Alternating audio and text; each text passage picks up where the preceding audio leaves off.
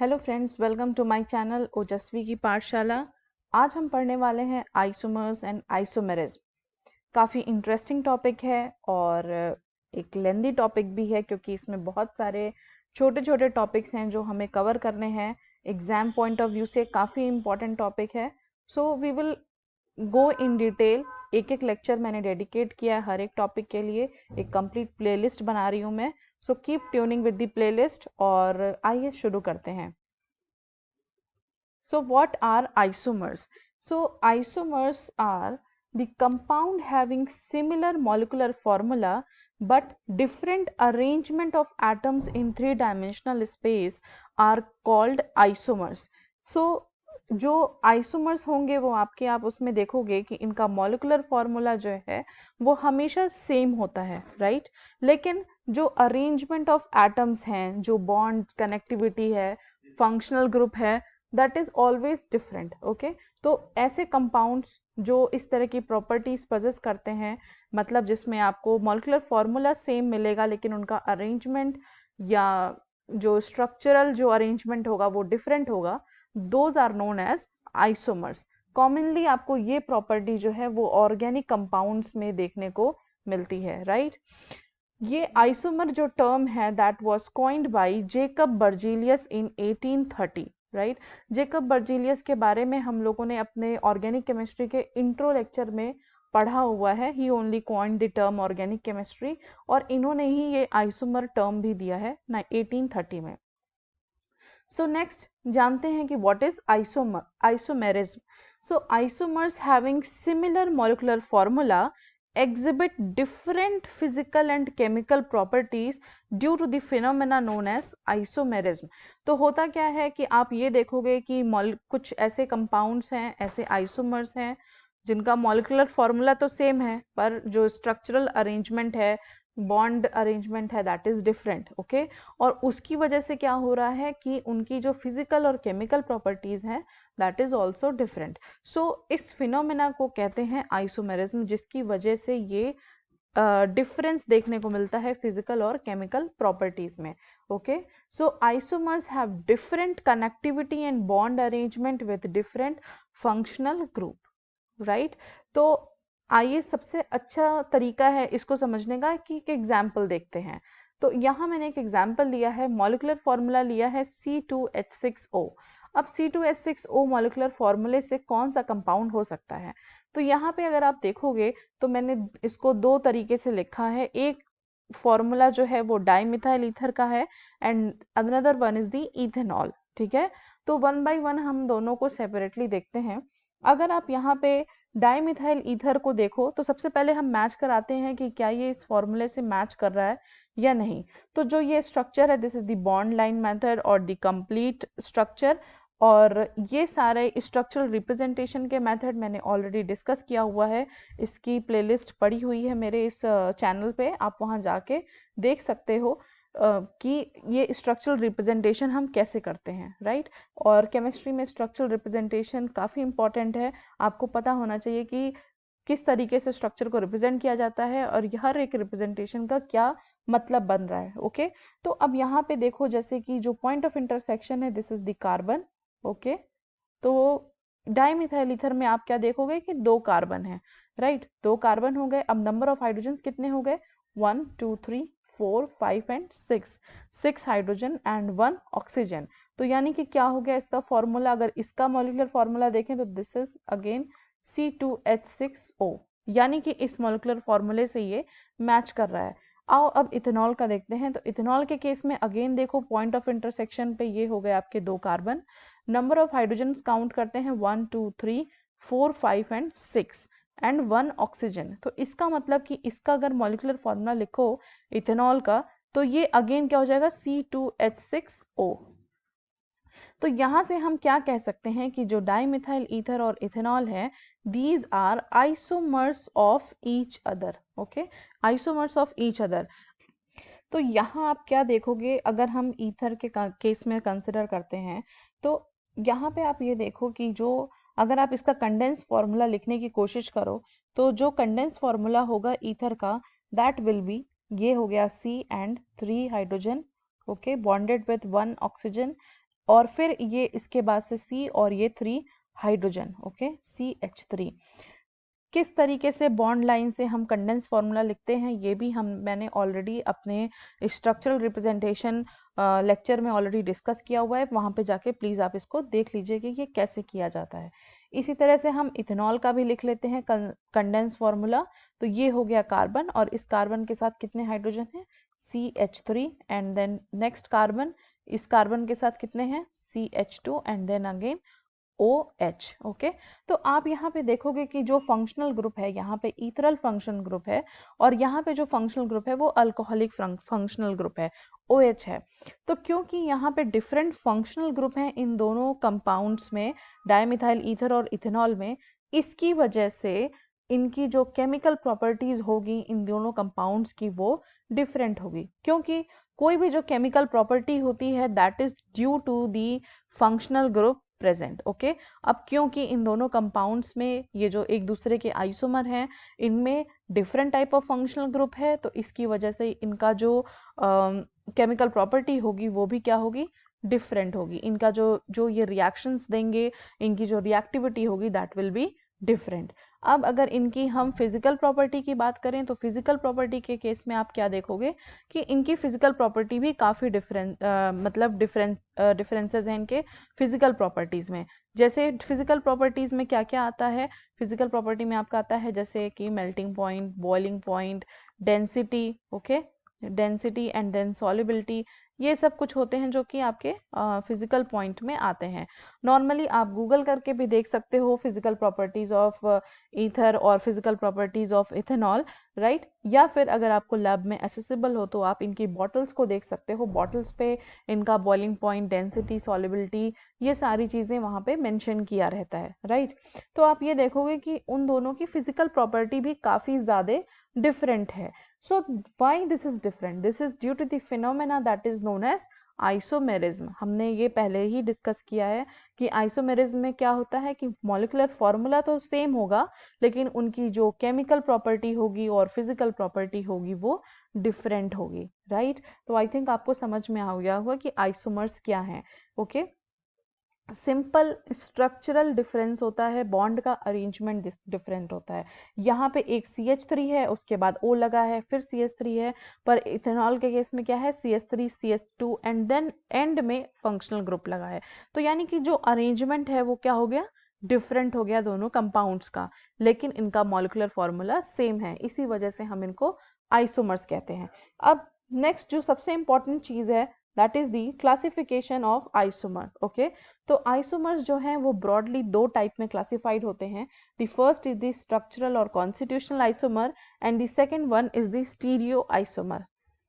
Then further this structural or constitutional isomers are divided into subtypes, okay.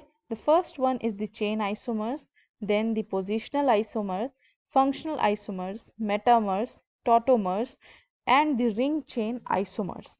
तो आप ये देखोगे कि इसके बहुत सारे सब टाइप्स हैं, हम वन बाय वन इनको डिटेल में अलग लेक्चर्स में डिस्कस करेंगे। यहाँ पे हमें सिर्फ क्लासिफिकेशन पे फोकस करना है, तो अभी और कुछ सोचने की जरूरत नहीं है कि ये क्या चीजें हैं, राइट। नेक्स्ट हम देखते हैं स्टीरियो आइसोमर्स। स्टीरियो आइसोमर्स में फर्दर डिवाइडेड होता है 4 पार्ट्स में, दैट इज जियोमेट्रिकल आइसोमर्स या cis trans isomer, second is the configurational या optical isomer, third is the conformational isomer and the fourth one is the atripiosmers, okay? तो आप ये जो 4 क्लासिफिकेशन है स्टीरियो आइसोमर्स का, इसमें से जियोमेट्रिकल आइसोमर्स को नॉर्मली आप सिस ट्रांस के भी तरह जानते होगे या आपने सुना होगा। कॉन्फिगरेशनल या जो ऑप्टिकल आइसोमर्स होते हैं ये फर्दर डिवाइडेड होते हैं इनैंशियोमर और डायस्टीरियोमर्स में।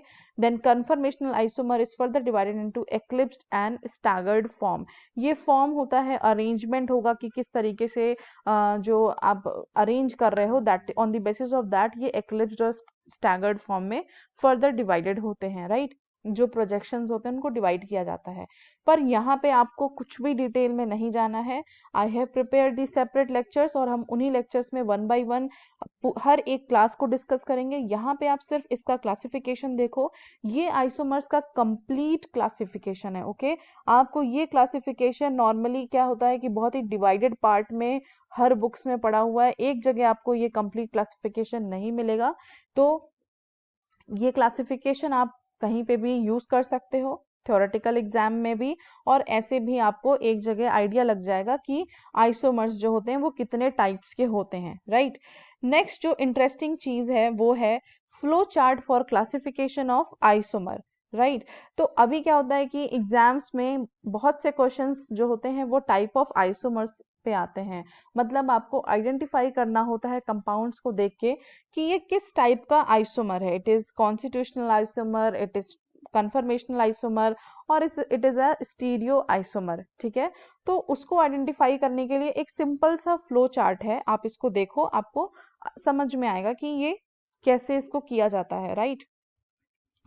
तो आप अगर इस फ्लो चार्ट पे फोकस करो तो जो फर्स्ट पॉइंट है that is two compound with same molecular formula. अगर मॉलिक्यूलर फॉर्मूला सेम है बस उनकी डिफरेंट अरेंजमेंट और कनेक्टिविटी है तो वैसे कंपाउंड्स को हम क्या बोलते हैं, हम उनको आइसोमर्स बोलते हैं, ठीक।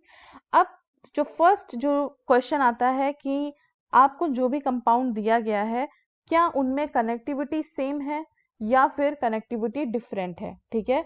तो हम एक एग्जांपल ले लेते हैं। ये यहाँ पे आपके जो टॉप लेफ्ट हैंड साइड में जो एग्जांपल है that is the ether and the ethanol example जो हमने अभी प्रीवियसली देखा था।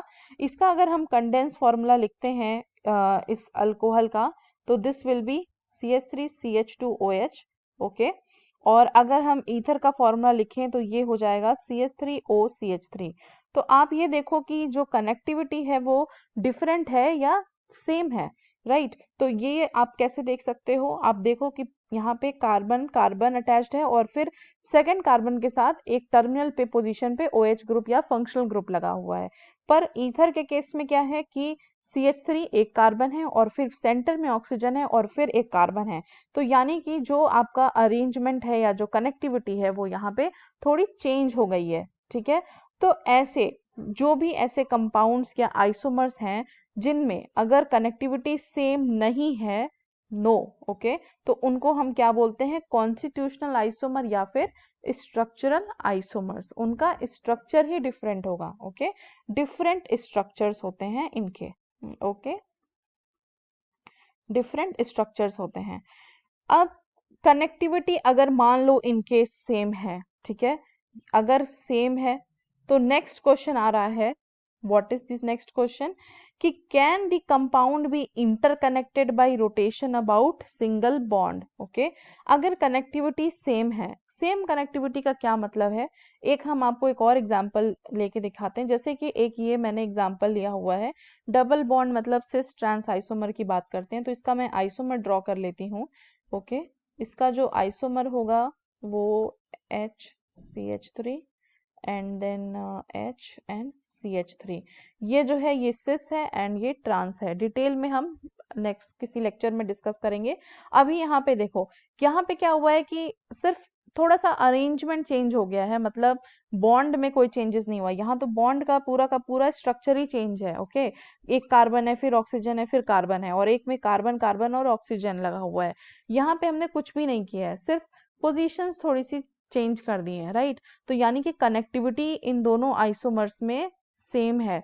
तो अगर सेम कनेक्टिविटी है तो फिर क्या देखना होगा, सेम कनेक्टिविटी के बाद हम ये देखते हैं कि जो क्या ये जो आइसोमर्स हैं are interconnected by rotation about single bond, ठीक है। तो इसमें तो डबल बॉन्ड है, नो। तो अगर नो है तो उनको क्या हम बोलेंगे, they will be classified under stereo isomers. लेकिन अगर सिंगल बॉन्ड पे रोटेशन है तो उनको हम बोलते हैं कन्फर्मेशनल आइसोमर्स। एग्जाम्पल देख लेते हैं, यहाँ पे एक मैंने ये दोनों एग्जाम्पल्स लिए हुए हैं, ये दोनों एक दूसरे के आइसोमर्स हैं, ओके, एक्लिप्स्ड और स्टैगर्ड फॉर्म में ये अरेंज्ड हैं। और आप ये देखोगे कि ये जो आपने ये इथेन मॉलिक्यूल है, ओके, इथेन मॉलिक्यूल का एक इन्होंने 3 डायमेंशनल स्ट्रक्चर लिखा हुआ है। 3 डायमेंशनल स्ट्रक्चरल रिप्रेजेंटेशन का भी लेक्चर ऑलरेडी मेरे चैनल पे पड़ा हुआ है, आप वहां से देख सकते हो। तो ये हैश बॉन्ड है, okay, wedge bond, anti normal bond. तो आप ये देखोगे कि इस मॉलिक्यूल में जब आप इनका हैश बॉन्ड और वेज बॉन्ड जिस पोजीशन में है, जब उस पोजीशन के साथ इन्होंने एक न्यूमन प्रोजेक्शन ड्रॉ किया है तो एक स्टैगर्ड अरेंजमेंट में हमें कंफर्मेशन में स्ट्रक्चर मिल रहा है। लेकिन जब आप इनको हल्का सा रोटेट कर देते हो सिंगल बॉन्ड पे, आप ये देखो कि जो पोजीशन है हैश बॉन्ड की यहाँ पे, ओके, वो चेंज हो गई है इस स्ट्रक्चर में, ओके।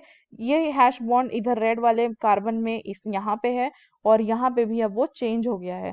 तो जब पोजीशन चेंज कर दी गई है हैश बॉन्ड की, ओके, सिंगल बॉन्ड में सिर्फ रोटेशन करके, तो एक नया कंफर्मेशन मिला है जिसको हम बोलते हैं एक्लिप्स्ड कंफर्मेशन, ओके। तो अगर ऐसा कुछ हो रहा है कि जहां सिंगल बॉन्ड पे रोटेशन करने से कोई कंफर्मेशनल में चेंज मिल रहा है, those are known as conformational isomer. और इसके अलावा कोई भी आइसोमर आपको मिल रहे हैं जहां पे सेम कनेक्टिविटी तो है लेकिन वहां रोटेशन जो है वो सिंगल बॉन्ड पे नहीं हो रहा है, तो वो सारे के सारे किसके अंदर आ जाएंगे, स्टीरियो आइसोमर्स में आ जाएंगे। और फिर स्टीरियो आइसोमर्स में फर्दर 4 टाइप्स के जो स्टीरियो आइसोमर्स होते हैं, geometrical, cis trans, okay, then configurational, conformational, या फिर आपके last one was the atropisomer. तो वो आपका उसमें क्लासिफाइड हो जाएगा। लेकिन अभी यहाँ पे आपको क्या है कि अगर कोई भी क्वेश्चन आए तो आपको सिर्फ 2-3 चीजें देखनी है। कोई स्ट्रक्चर दिया है तो पहले सबसे पहले देख लो कि उनमें कनेक्टिविटी सेम है या नहीं। अगर कनेक्टिविटी में कोई भी डिफरेंस है तो आप सीधे बता दो कि दैट इज स्ट्रक्चरल आइसोमर या फिर कॉन्स्टिट्यूशनल आइसोमर। अगर कनेक्टिविटी सेम है लेकिन सिंगल बॉन्ड पे कोई चेंजेस हो रहे हैं रोटेशन से, तो उस वो क्या हो जाएगा आपका कन्फर्मेशनल आइसोमर। और अगर ऐसा कुछ नहीं है तो that will be stereo isomer और कॉन्फिगरेशनल आइसोमर। तो यही पूरा आपका आइसोमर में है। इसके बाद जो हमारे नेक्स्ट लेक्चर होगा वो उसमें हम लोग 1 बाय 1 इसके क्लासेस ऑफ आइसोमर्स को 1 बाय 1 डिस्कस करेंगे। तो अभी के लिए बस यहीं तक, okay. So please subscribe, like and share my channel. Thank you, bye bye.